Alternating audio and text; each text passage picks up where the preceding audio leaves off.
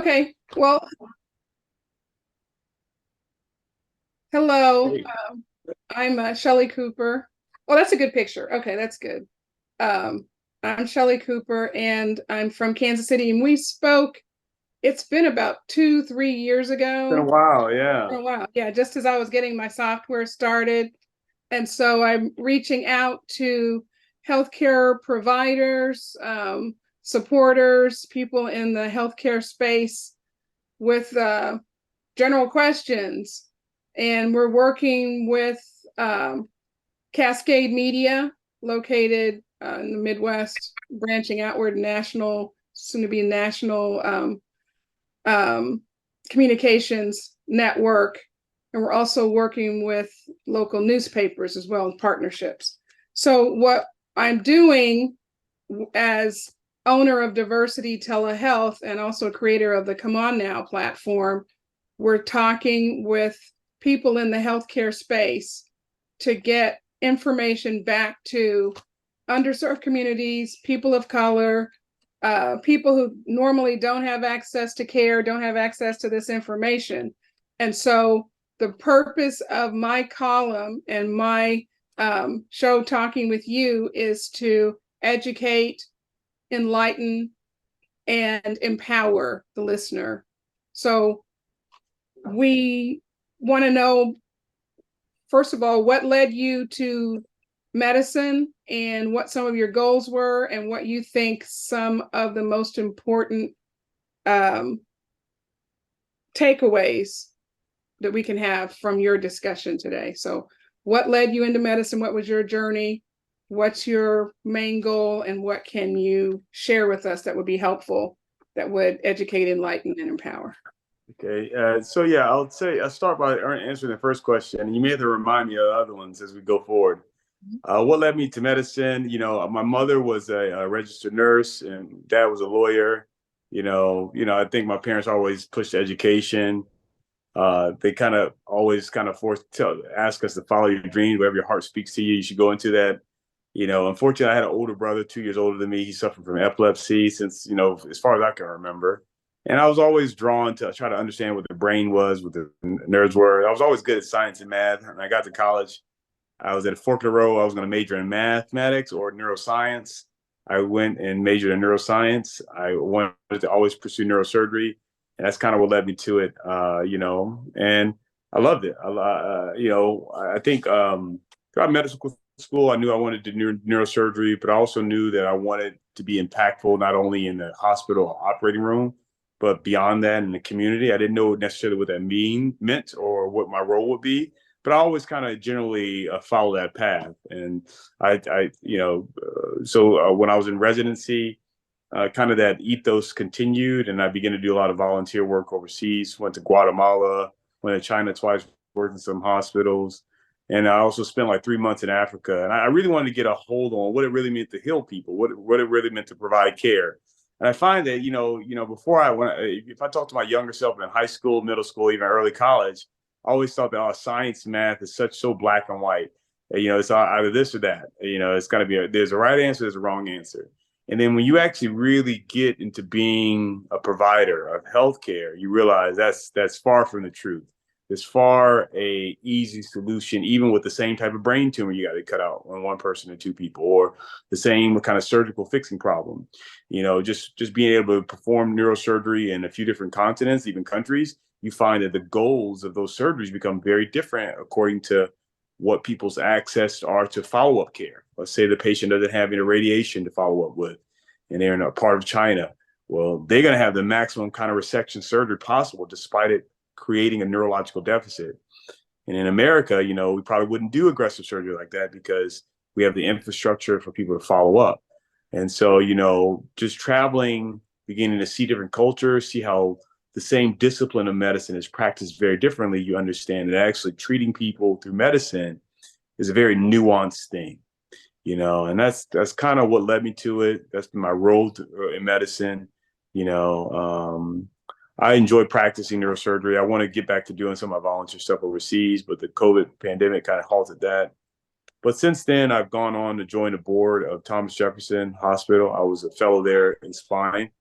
and I sit on the board. I interface with other healthcare administrators, and I joined this Fraser Family Coalition. Was a partnership that kind of services the underserved community in Philadelphia, North Philadelphia, off of Broad Street. I think the last time we talked, I was working in Kansas City, but I've also I practice now in New York City now. Yes, I did see that. I did a little research and saw that Yeah, you've got neurological surgery PC. that's right, NSBC. Yeah. Okay. So can you, and thanks for sharing that information, because a lot of people listening to this and reading the article that I'm going to write as a result of it, don't know how to get from point A to point B. And you made that very clear. You made it so that it's attainable for other people if they could see those steps. Mm-hmm. Now that you are in this position and you've been a practicing neurosurgeon for how long? How many years? 5 years. 5 years. 5 years. Yeah. So now that you're in that position and you see all of, or at least a sampling of how things are different from continent to continent, from nation to nation, what do you think would be some of the major nuggets, major pieces of information or advice that you could share with the neighborhoods or communities or people of color that would help them along not only their life's journey, but their medical journey? It's such a difficult topic because I'll first start by saying, do you know what healthcare or health insurance is based on in the United States? I know what I've been told, but it's probably not it. It's supposedly, from my understanding, actuaries put together an estimated lifespan, and they base the insurance premiums on how long they expect you to live, and the chronic conditions or diseases or possible accidents that you could possibly have, how much it would cost for you to stay alive, and how much it would cost for them to treat those. And Mm-hmm. they base that along with a lot of expected profit in there. And that's how they come up with it. Is that close? That's a good summary. And that's actually a little bit more granular than the answer I was looking for. I was getting to the point that, good quality healthcare comes from physicians. And most physicians are going to pick their patients from a population that is employed, because typically employed individuals have better health insurance. True. And so healthcare and quality healthcare in America follows employment. And a lot of deficits you see in the healthcare industry is because, specifically for the minority African American community, we don't have as good of jobs normally. Mm-hmm. Our economic status is not as strong. And guess what? That theme is the same across the world.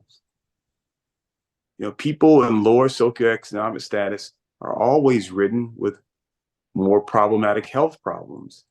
And another coupling effect of that is, how are you going to get someone who's struggling to eat to pay attention to eating well? Right. Oftentimes, I treat people for spine problems.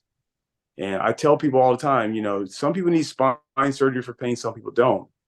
You can prevent that by having a healthy lifestyle, taking an evening walk, exercising. But you got to understand, a lot of people who come to me, they are having very laborious jobs. They get home, they're tired. They're not going to go walk for 30 minutes to exercise. They're not going to spend time eating the right stuff to make sure their body's healthy. They're just trying to make it to survive. Mm-hmm. And you find that it's even hard to counsel them appropriately. So, because it's a self-fulfilling prophecy, unfortunately. And I guess the long story short, I don't know if I have a direct answer, but I do think in a world where quality is so closely associated with employment, you're going to have some issues there. The reason why I brought up the Fraser Family Coalition, ironically, Kenneth Fraser, he's the guy who funded this. He's an ex-CEO of Merck Pharmaceuticals, Black guy from North Philly, grew up in the hood, ended up, his dad was a janitor. He lost his mom at a very young age, went to Harvard for law school, ended up becoming the CEO. Now that he often jokes about, he said the zip code I was born in, my life expectancy is 10 decades younger than the zip code I live in now. Because now he's rich, he got a lot of money, and so his zip code different. He said Right. it's crazy because these are two zip codes right next to each other. You shouldn't think that the life expectancy should be 10 decades apart between these individuals found in these zip codes, but it is. So not only has he created this Family Fraser Coalition, he's also trying to get he's building this thing of 100 CEOs to commit to hiring, I think 100,000 minority and African American who are, get them employed, because the reality is that's really the crux of it. And unfortunately, as a doctor, you kind of see some unfortunate sides of it. Physicians, no physician want to talk about this, but physicians don't want to take care of no one who has bad health insurance. It's the dirty little secret we say behind doors. Mm-hmm. I don't want to get all these Medicaid and Medicare patients. I want people with good paying insurance. And that's just an unfortunate, that's an unfortunate reality that I think no one is bold enough to just say out loud. But come on, yourself how many times you've been in amongst physicians not desiring to take care of the Medicaid, Medicare patient. That's true. That's true. They're difficult. They want to get They paid. want to get paid. And they want to fight with people to try to get their money. And so yeah. How do you fight these things? And we spend ourselves talking about like, how do we improve care? How do we, it's tough to get someone to care about their health when they are worried about things that are right in front of them. True. Like paying the bills. It's just, I'm not trying to be a Debbie Down on this topic or anything, but it's something I've done a lot of volunteer work. And the funny thing is, this is not some issue that is unique to America. This is how it is across the world. Going into China, going to rich hospitals, going to poor hospitals, going in Africa, seeing the rich hospitals, seeing the poor hospitals. It's something you just see, and it's always associated with economic status, always. So what do we do? How do we bring this to our communities without, like you said, being a Debbie Downer? It's the reality, but how do we dig ourselves out of it, or at least? I think you do what you can. You educate. You go in. You tell people the right thing to do. You hope that they heed the advice and make changes. You educate, and hopefully 10% will catch on and make those changes. But it's not easy for people to make those changes because of kind of the everything else in their life that kind of involves what being healthy or living a healthy lifestyle entails. So you don't stop doing what I still volunteer at these forums and try to be a person of just trying to educate. Hey, this is what should be doing, but also understand that these are things that are multifactorial. Right. So and I was talking to somebody just earlier before we are scheduled to talk. And I was talking to them about redlining and how redlining, you're familiar with that? With yeah, sure. And how where you live, the zip code, impacts what type of resources your neighborhood has. Do you have a homeowners association, or are you living in the projects? Where are you living? Can you give me 1 second? Sure. Sorry. Yes?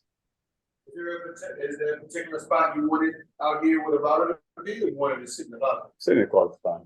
It's just spread out through here, right? Yeah. Sorry, there's no the internet people. Oh, that's my no problem.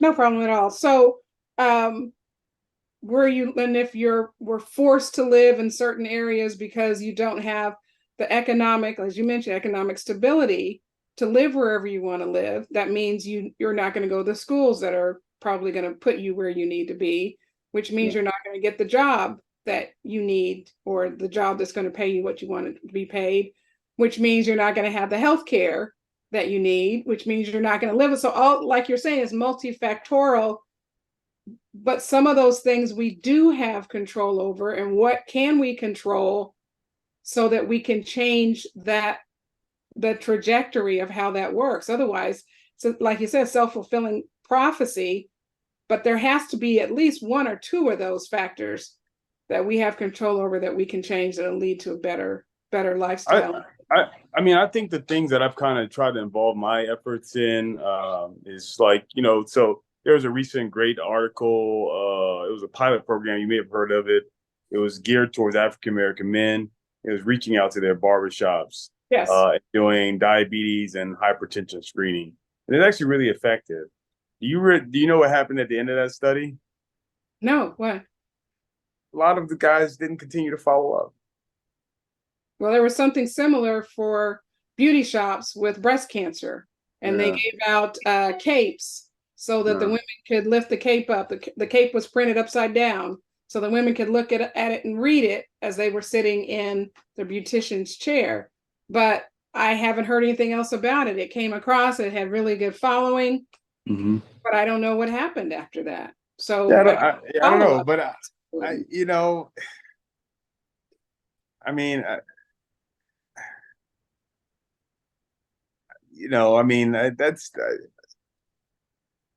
that's what I like. As far as I am working on other things like doing social media for education, but again, like and I've talked to a lot of people about what it takes. It takes an individual actually caring about their health to do it. Like it just does. I mean, like, and unfortunately, that's hard to do. That's hard to make someone care about something that they're just unaware of, or right. I feel like I'm not providing any answers to a complex problem. No, in a way you are. I think, and like I said, those three E's: educating. We started out, you were giving a lot of information about why things are the way they are now, and what types of programming and resources are that you've been affiliated with. And I think it actually does take that. I do think it takes healthcare providers partnering with lawyers, partnering with entrepreneurs, partnering with people who are providing jobs in certain areas, because like I think that changes things, right? A person who's able to pay their bills, provide a lifestyle where they can look forward to a future, is going to think about their life a little bit differently, right. And at this point, I just don't think physicians, we aren't the only ones that should be kind of digging into this issue. You talk about a shortening labor force. Well, there are able bodies there right now, but for some reason they haven't entered into that labor force that could probably help out with some of these other issues. I just don't. I think that solutions to this involvement, politicians, and all of that. I do, because it's not like an easy fix. When we talk about improving a healthcare, in general, like, what does health mean to anyone? Like what does it mean to you? What is health? What does that mean to you to improve someone's health? Well, I'm thinking, can I get up in the morning? How long am I going to live? And like, it's not just diabetes, right? It's not just diabetes. It's not just hypertension. It's not just cholesterol. It's mentally being okay with your life and yourself. I mean, there are a lot of aspects to it, and therefore, it's not as simple as telling people to take their medications or exercise or eat right. I mean, so I happen to believe just now it's not like a singular. I don't even think it's a physician issue individually. I think it's it requires a lot of arms to kind of uplift the community. I personally have my own private feelings about it, which I may not want to discuss on a recorded live. I know. That's going to be for content. You may want to stop the recording for me to say this, but Let me see. Can we pause the recording? Oh, he's got to go, but we can have a conversation offline. We can, because even look at how. All right, I'm a spine surgeon, for instance, right? Why do you think most people develop pain in their low back? Probably because they sit around too long and they don't move around. right? Like, however, it's amazing to me how I will watch someone go through a stream of getting injections, getting all these things done when they just need to they need to get up and exercise. Mm-hmm. You just need to exercise. You need to drink some water, get up, go walking, stretch your muscles, exercise, move around. Don't sit at home all day long. But guess what? That's free 99. That ain't a billable procedure. You know, I see people come in and got 10,000 injections. I've been getting injections and they only work sometimes. Well, have you exercised? Have you changed your diet? No. All of that is free 99. Free. Mm-hmm. But I mean, oftentimes these people in pain, it gets affiliated with a work-related injury. And they're waiting on some type of association with work-related so they can get some settlement. Because there's a monetary incentive behind it. And I'm just taking you through a cycle of what at least I get to see sometimes in my workplace of how, like, I mean, that's healthcare in the US. It's definitely, it's procedure driven. It's prescription driven. No one's prescribing water and sunlight. And I'm not saying that's needed for everyone. I don't want to because I don't want to I feel like we're in such a clickbait soundbite happy place. People take that signbite and say, "Oh, he's thinking people only need sunlight and water." No, I'm not saying that. I'm saying people definitely need their metformin, they need their metoprolol. They need the medications for their diagnosis. However, like there is no incentive. Like for example, most people who pay the most in healthcare insurance on a yearly basis are healthy, employed individuals, right? Mm-hmm. Right. Why not have that same health policy? Because they're not using that money spending on it, gives them a 3 times a year subscription to a nutrition. So they can check in a nutrition and say, hey, what are you eating? Or how about that? Reduce their actual gym fee. It gives them a free membership to some yoga studio when they're young and healthy. So they're applying the right techniques when they're 20, 30, and 40. Then when they get 50 and 60, they know they've been living that way for that long. They aren't suffering from these other things. But, that's really not what our healthcare is based on. It's based on, Fee for service. Fee for service, like, so if you want to give a service, you're going to get that to get paid. And that's the incentive. That's it. Even as a surgeon, I get paid to operate on you. I don't get paid to give you good advice. That's true. That's true. Because if more people took your advice, you wouldn't have as many people to operate on, and then exactly yourself out of business, which, with disease, that's really not going to happen. But exactly. Because yeah, go ahead. No, I was just going to say, you've educated us on what is wrong and what we can do to do better. You've provided some enlightenment, different resources. I just try to put it in those 3 chunks. You're really empowering us right now by talking about what we can do to be more preventive with these situations, diseases, and things like that.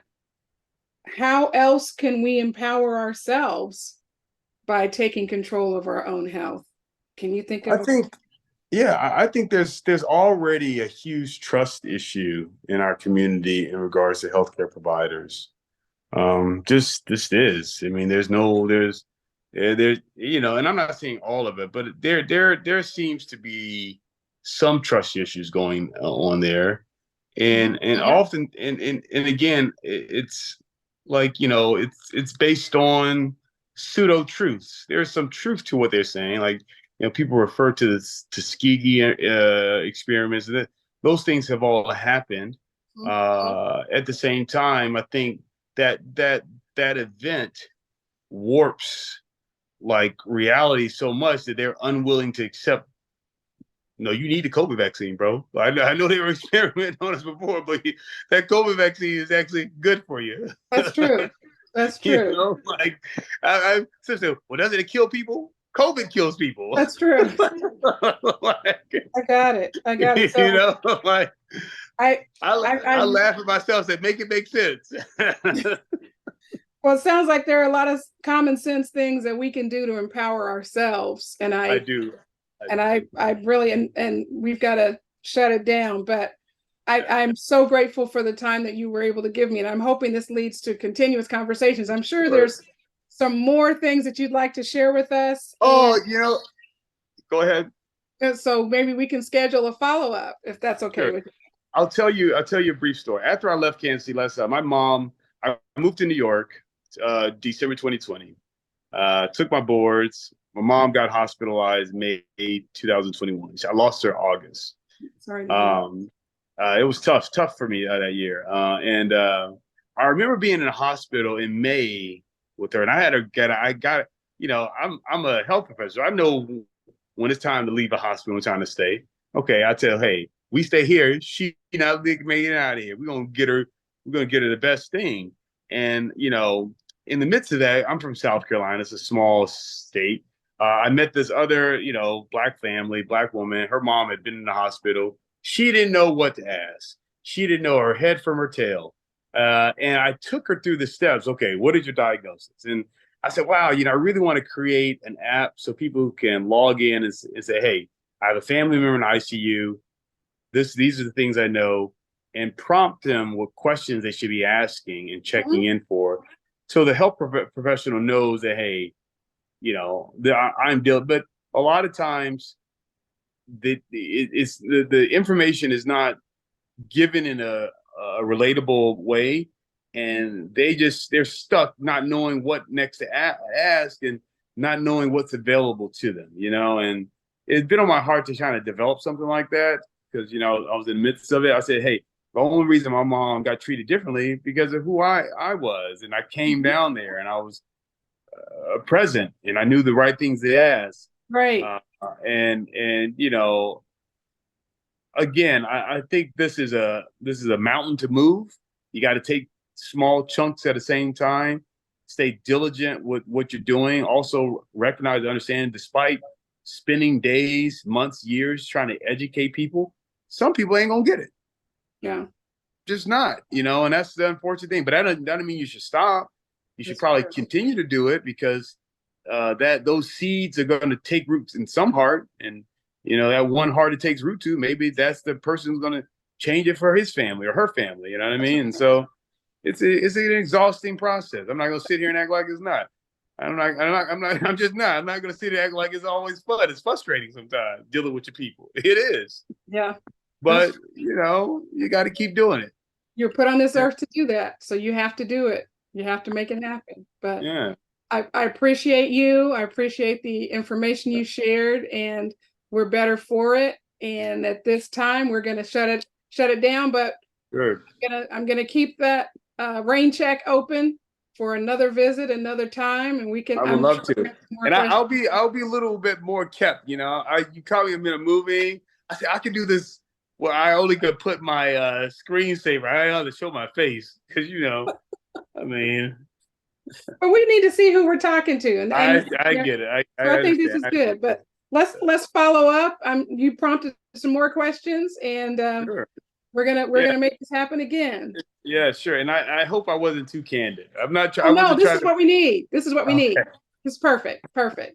Okay. All right. Wonderful. Thank you so much, and nice. We'll talk to you again soon. Nice seeing you again. Have a good day. You too.